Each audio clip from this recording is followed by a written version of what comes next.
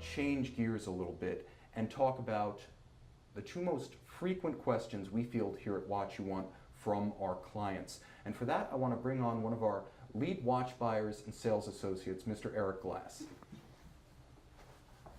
Thanks, Tim. Thanks for having me on today. Eric, look forward welcome. to introducing myself to our live audience, and I'd love to help answer any questions that they may have about our procedure, our policies, and just about the quality of our watches in general. Absolutely. The bottom line is that we probably hear two questions more than all other questions combined. And the first one is, which watch should I buy?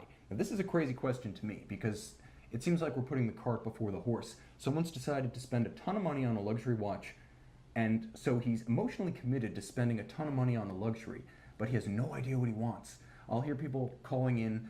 Sometimes I get calls transferred to me by a guy asking, what watch should I buy?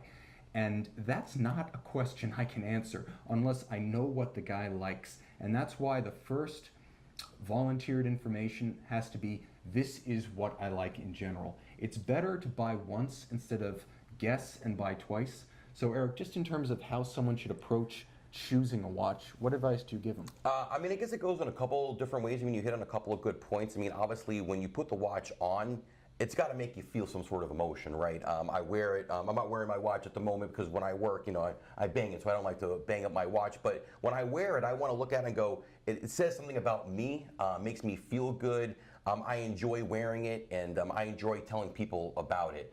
If you're buying watches to, say, make money, you know, we have a saying in the business that goes, if you want to make a small fortune from collecting watches, you need to start with a large one. And it's not to say that watches aren't necessarily a good investment. It's a luxury item, and you need to just love it.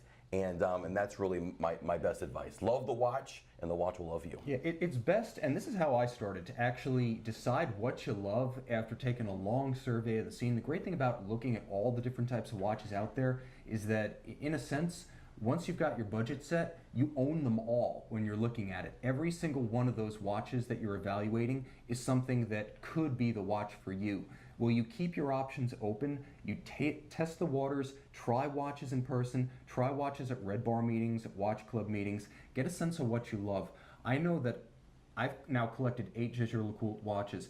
I first experienced a JLC watch about 6 years before I had the money to buy one. So over a long period of time, I had that bug on my mind. I tested the watches, I looked at the watches, I was stunned by two things. One, the variety of them, and two, the quality. So I knew what I wanted going in, which is why, although I have probably condemned the next 4 generations of Mosso to the GI Bill to go to college, nevertheless, with all the money I've spent on watches, I've never sold one because I've been happy with the decision I make.